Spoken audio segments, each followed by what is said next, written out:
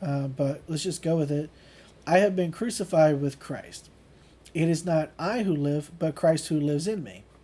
And the life I now live in the flesh, I live by faith in the Son of God, who loves me and gave himself for me by actually becoming me.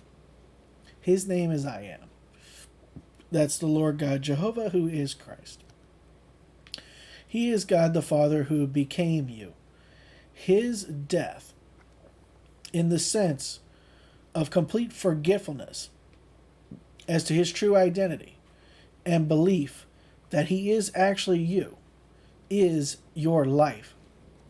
It is this being who tells you, unless I die, thou canst not live, but if I die, I shall rise again, and thou with me. He rose in me. He proved that he could die and rise. For when he rose, I rose, knowing I am he. He became me in the most intimate way by becoming my awareness. Then he talked to me and revealed himself to me from within my very self. In the beginning, the words seemed to come from another, as though someone on the outside had spoken them. Yet they were whispered from within, as everything said of Jesus Christ unfolded in me. Also, if you want to have, I have only done it probably, definitely once, but maybe other times. What he's talking about here is what Reverend Ike talks about when he talks about angels, which they are like the highest possible conceivable thoughts.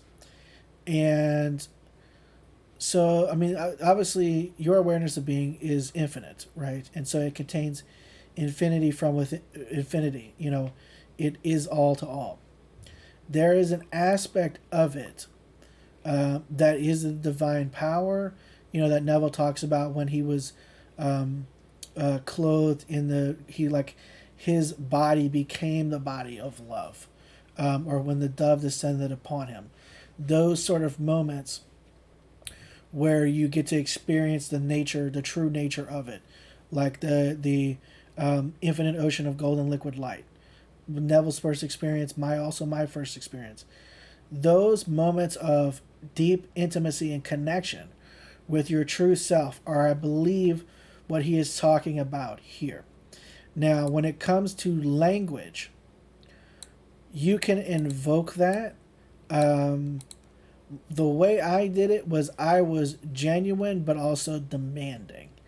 And so I literally demanded word revelation within me of who I actually am and what transpired. I also feel like incredibly, like, because I'm in my conscious normal mind right now, feel incredibly not embarrassed, but like self-conscious about revealing this on the internet to whoever wants to hear it. But so I demanded it.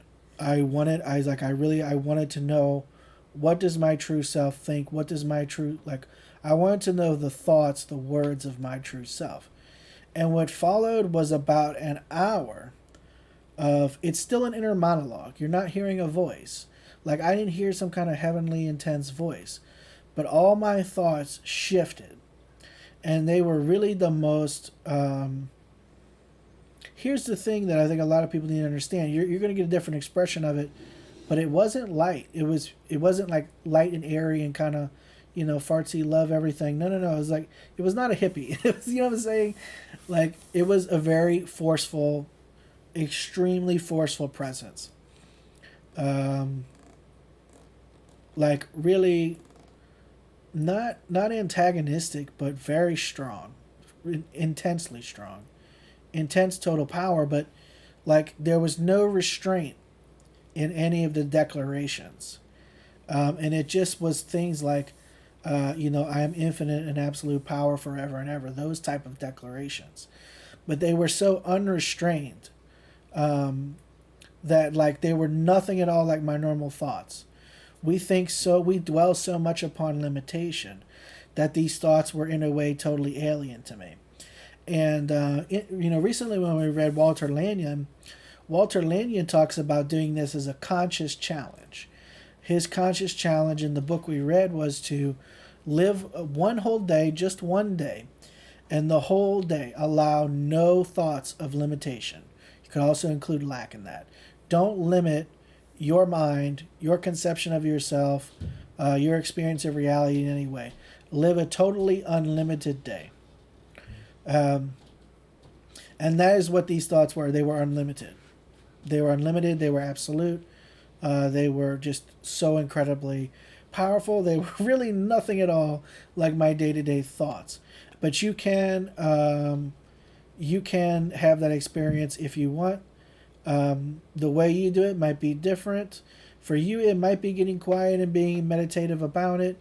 It might be being in a particularly sort of happier state where you're allowing it. For me, I was antagonistic, demanded it.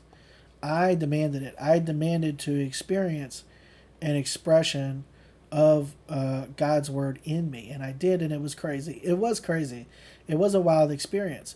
And it was such a wild experience because my inner monologue is not that. Like, my inner monologue is still, for the most part, being a person and having a certain set of what I believe to be problems and what I believe to be a past, and trying to figure out how to apply the law in my day-to-day life. It's not statements like, I invented time. Like, it's not those kind of things. But that's what it was for that hour. And it was about an hour. But it was an hour of not having any of my normal thoughts. It was just these thoughts. And it was really wild. And at the end of it, I felt a sort of calm and peace that I haven't had for almost forever. Like, almost ever as a person.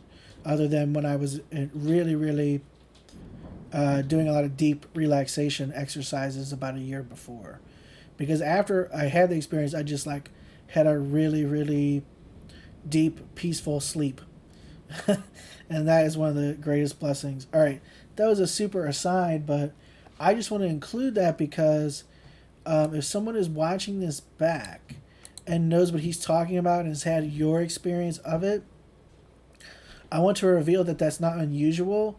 Like, this is it. You can label it as crazy because it's so out of the norm. It's so out of the box for what you normally experience. But I experienced it, and if you experienced it too, yeah, this is a thing that happens. And Neville talked about it in, was this 1969 or 1968? That he gave this lecture. So it's something that's actually normal. Okay. Can you accept my words and keep the tense? I mean, it seems to be in this lecture, he's encouraging you to have that train of thought all the time, Can you accept my words and keep the tense? It is so